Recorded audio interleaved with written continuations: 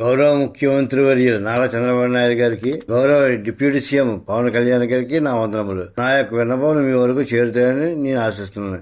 మీరు ఇస్తున్న ఉచిత పథకాలపై మీ అభిమాని విన్నపములు. అయ్యా, ఉచిత పథకాలు ఇవ్వడం మంచిదే, కానీ అవి అర్హులైన వికలాంగులకు, వయసు పైబడిన వారికి మరియు పనిచేయడానికి శరీరం సహకరించిన వారికి ఇవ్వడంలో అర్థముంది. ప్రతి మనిషికి కష్టపడడానికి పని కల్పించండి, ఆ పనికి తగ్గ ఫలితాన్ని ఇప్పించండి. కష్టపడి సంపాదనలో తృప్తి ఉంటుంది, విలువ ఉంటుంది. మీరు ఎంత ఉచితంగా ఇచ్చినా దానిలో తృప్తి ఉండదు. పని చేయటకు పని ఉంటే ఆ ఉచితాలు ఎవరో కోరుకోరు. ఆ ఉచిత పథకాలు ఇచ్చే డబ్బు వేరే డెవలప్మెంట్ కు ఉపయోగపడతాయి. ఉన్న పరిస్థితుల్లో ప్రజలకు బాగా ఇబ్బంది పెట్టేవి వైద్యం మరియు విద్య. వీటిని ప్రభుత్వం కల్పిస్తే ప్రతి ఒక్కరు ధైర్యంగా, ఆరోగ్యంగా పిల్లలను బాగా చదివించుకుని ప్రయోజకులను చేసుకుని ఆనందంగా బతుకుతారు. మీరు మనసు పెడితే ఇప్పుడు ఇస్తున్న ఉచిత పథకాల డబ్బుతో మండలానికి పెద్ద ఆసుపత్రి, అన్ని వైద్య సదుపాయాలతో కట్టించగలరు. పిల్లలు ఎంతవరకు చదువుతారో అంతవరకు ఉచితంగా చదువుకున్న అన్ని రకముల కోర్సులతో మండలానికి ఒక కాలేజీ కట్టిస్తే అందరికీ విద్య అందుబాటులో ఉంటుంది.